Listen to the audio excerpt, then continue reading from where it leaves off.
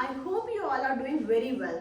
So without wasting any time, let's commence with the today's topic. So today we are going to discuss all about IELTS. IELTS क्या है, full form क्या है, band scoring के according कैसे assess करा जाता है IELTS का लेवल, किन किन कंट्रीज के लिए वैलिड है एंड कौन कौन से मॉड्यूल्स होते हैं. सो फर्स्ट, IELTS की फुल फॉर्म क्या है? That is international English language testing system. Name से ही क्लियर है कि इंटरनेशनल इंग्लिश लेवल जो है उसको चेक करने के लिए IELTS का टेस्ट कंडक्ट करा गया है. बेसिकली क्या होता है कि जो कंट्रीज जिनकी नेटिव लैंग्वेज इंग्लिश है उनके लिए IELTS टेस्ट की रिक्वायरमेंट होती है. For example Australia, Canada, New Zealand, UK, इन सब कंट्रीज के लिए इनकी नेटिव लैंग्वेज जो है वो इंग्लिश है. सो उनकी रिक्वायरमेंट होती है कि आप IELTS का टेस्ट कंप्लीट करो, उससे आपका जो इंग्लिश का लेवल है वो असेस करा जाता है. जो प्रोफिशिएंसी है इंग्लिश लैंग्वेज की वो असेस करी जाती है. देन इसमें क्या है और कि IELTS की जो बेसिक रिक्वायरमेंट होती है वो 9 बैंड्स के अकॉर्डिंग ही असेस करी जाती है. अगर 9 बैंड्स हैं आपके, इसमें आपकी असेसमेंट होती है वो 4 चीजों की होती है. आपकी एबिलिटीज चेक करी जाती हैं, listen, read, speak and right. That means कि इन्हीं के अकॉर्डिंग आपके 4 मॉड्यूल्स होते हैं जिनमें आपकी एबिलिटीज चेक करी जाती हैं आपकी इंग्लिश लैंग्वेज प्रोफिशिएंसी की. तो 9 बैंड स्कोरिंग के अगर आप 9 बैंड स्कोर करते हो IELTS में से, that means you are expert user of English. अगर उससे कम है, 8 है, दैट मीन्स कॉम्पिटेंट यूजर हो आप. देन अगर 7 है उसके अकॉर्डिंग आप very good user of English. So ऐसे ही इसकी क्लासिफिकेशन है according to band scoring. Let's move further. इसमें 4 मॉड्यूल्स होते हैं basically. That is writing,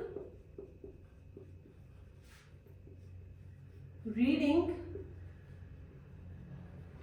listening,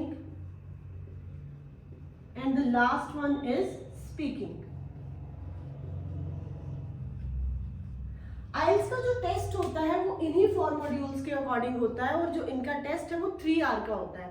IELTS के टेस्ट में क्या है कि एक दिन आपका 3 आवर का टेस्ट होगा जिसमें राइटिंग, रीडिंग और लिसनिंग की असेसमेंट करी जाती है. Then within a week आपकी स्पीकिंग कंडक्ट होती है जो कि 11 to 14 मिनट्स की होती है और उसी विद इन 7 डेज में ही वो कंडक्ट करेगा. जो भी टेस्ट है आप 2 टाइप्स में दे सकते हो. लाइक एक IELTS का टेस्ट होता है that is pen paper based and second one is CD IELTS.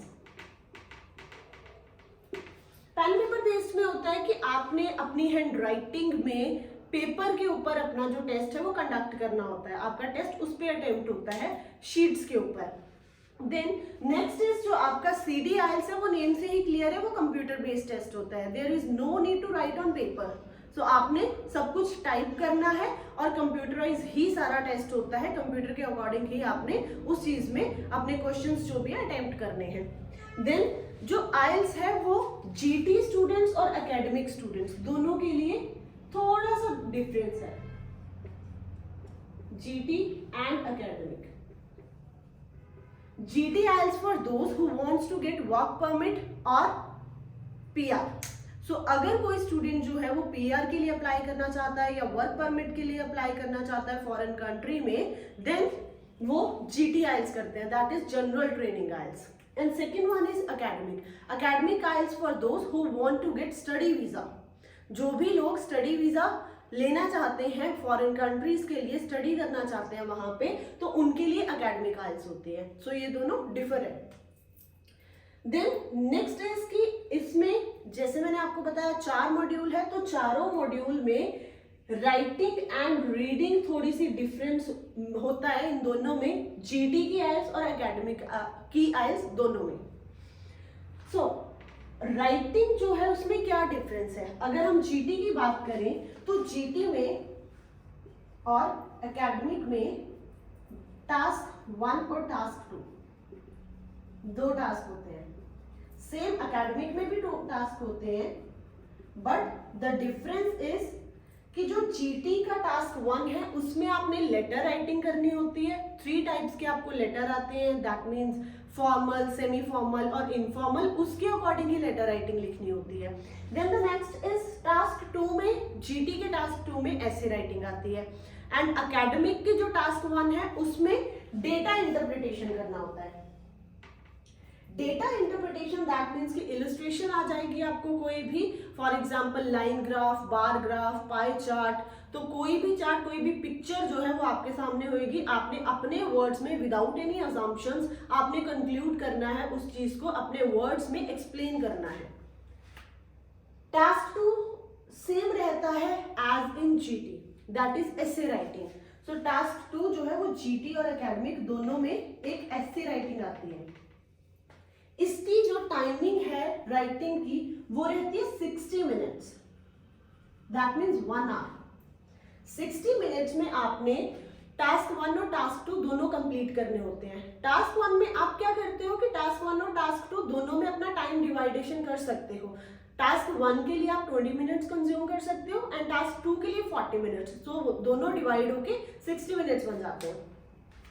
Then next is reading. Sorry, एक चीज और कि 9 बैंड स्कोरिंग है राइटिंग की, तो इसमें आता है कि 3 बैंड जो है वो आपके टास्क 1 में आएंगे और 6 बैंड जो है वो टास्क 2 के होते हैं। सो उनके अकॉर्डिंग ही असेसमेंट होती है। Then is reading. रीडिंग में क्या है कि इसमें 9 बैंड स्कोरिंग के अकॉर्डिंग ही इवेल्युएट करा जाता है। 40 क्वेश्चंस होते हैं, 3 पैसेजेस होते हैं एंड लास्ट इज जो इसकी टाइमिंग होती है दैट इज 60 मिनट्स। इसमें मेन डिफरेंस क्या है जीटी और एकेडमिक में, कि जीटी के लिए जो फर्स्ट 2 पैसेजेस आते हैं वो शॉर्ट पैसेजेस होते हैं, उनके अकॉर्डिंग ही उन्होंने आंसर फाइंड आउट करने होते हैं। और जो थर्ड पैसेज होता है वो लॉन्ग पैसेज होता है, same as in academic. So academic की रीडिंग में क्या होता है, 3 पैसेजेस होते हैं, तीनों ही लॉन्ग पैसेजेस होते हैं। और जो क्वेश्चंस की डिवाइडेशन है वो है फर्स्ट वाले पैसेज में 1 to 13 क्वेश्चंस आते हैं, देन सेकंड में 14 to 26 and the last one is 27 to 40 questions. 40 questions होते हैं, ईच क्वेश्चन कंटेन 1 मार्क। सो हर एक क्वेश्चन जो है वो 1 मार्क का होएगा, उसके अकॉर्डिंग ही आपकी जो बैंड स्कोरिंग है वो इवैल्यूएट करी जाएगी। देन रीडिंग के लिए 40 क्वेश्चंस, जो भी क्वेश्चंस होंगे वो एमसीक्यूज हो सकते हैं, लिस्ट ऑफ हेडिंग्स हो सकते हैं, या फिलअप्स हो सकते हैं, ट्रू फॉल्स नॉट गिवन हो सकते हैं, येस नो नॉट गिवन हो सकते हैं। So these type of questions all are included in reading. Then the next one is listening. Listening में क्या है कि 30 to 35 मिनट्स की एक ऑडियो प्ले होती है जो कि रिपीट नहीं होती, वो कंटिन्यूएशन में ही चलती है, रिपीट नहीं होती। और आपको 10 मिनट्स एक्स्ट्रा मिलते हैं to transfer your answer on answer sheet. CD IELTS में ऐसा कुछ नहीं होता, उसमें आपने साथ के साथ ही आंसर्स टाइप करने होते हैं, but in pen paper based you will get 10 minutes to transfer your answer in answer sheet on answer sheet.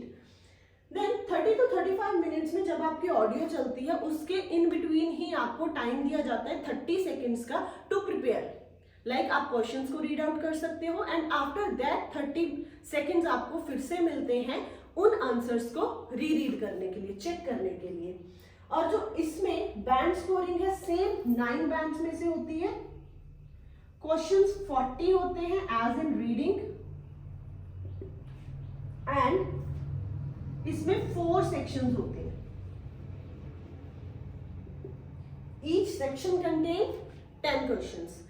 और इसमें लिसनिंग में तो 10 मिनट्स मिलते हैं आपको पेन पेपर बेस्ड में आंसर ट्रांसफर करने के लिए, बट रीडिंग में आपको आंसर ट्रांसफर करने के लिए नहीं टाइम मिलता। सो उसमें आपने साइड बाय साइड ही अपने आंसर्स जो है वो ट्रांसफर करने होते हैं। Then this is all about listening. So listening के क्वेश्चंस भी सेम आते हैं कि आपको एमसीक्यूज आ गए, फिलअप्स आ गए, या कोई कन्वर्सेशन चल रही है उसके अकॉर्डिंग आपने उसमें फिलअप्स जो है वो ऐड ऑन करने हैं, या कोई मैप आ गया देन उसको लोकेट करना है कौन सी जगह पे कौन सी चीज है। Then the next one is speaking. As I already told you कि स्पीकिंग जो है वो हमेशा अलग दिन होती है, सेम एग्जाम वाले दिन नहीं होती, सेम मॉड्यूल्स के साथ नहीं होती, विद इन अ वीक जो है वो कंडक्ट करी जाती है। सो इंटरव्यूअर के अकॉर्डिंग इसकी जो स्पीकिंग जो होती है वो 11 to 14 मिनट्स की होती है। टाइमिंग जो है इससे ज्यादा नहीं होती, कभी भी 11 to 14 मिनट्स ही होती है इसकी जो टाइमिंग्स है। देन इसकी स्कोरिंग भी 9 बैंड्स है। सो 9 बैंड्स में से ही इसकी स्कोरिंग जो है वो दी जाती है अकॉर्डिंग टू इवैल्यूएशन। इसमें 3 टाइप्स आती हैं कि इंटरव्यू जो कंडक्ट करा जाता है वो 3 सेक्शंस में करा जाता है। First is introduction, then the most important is cue card round and the third one is follow up questions. Introduction में आपसे बेसिक इंट्रोडक्शन पूछी जाती है। फॉर एग्जांपल आपके होम टाउन के बारे में, होम के बारे में, लिविंग प्लेस के बारे में, या आपकी फिजिकल एक्टिविटीज के बारे में, लेजर टाइम एक्टिविटीज के बारे में, लाइक्स डिसलाइक्स ऑल, कुछ भी जो बेसिक टॉपिक है, जो नॉर्मल टॉपिक्स हैं, वो आपके इंट्रोडक्शन में आते हैं। So just to get you warm up. Then the next one is cue card round. Cue card round most important round इसलिए है क्योंकि ये 4 बैंड्स कंटेन करता है।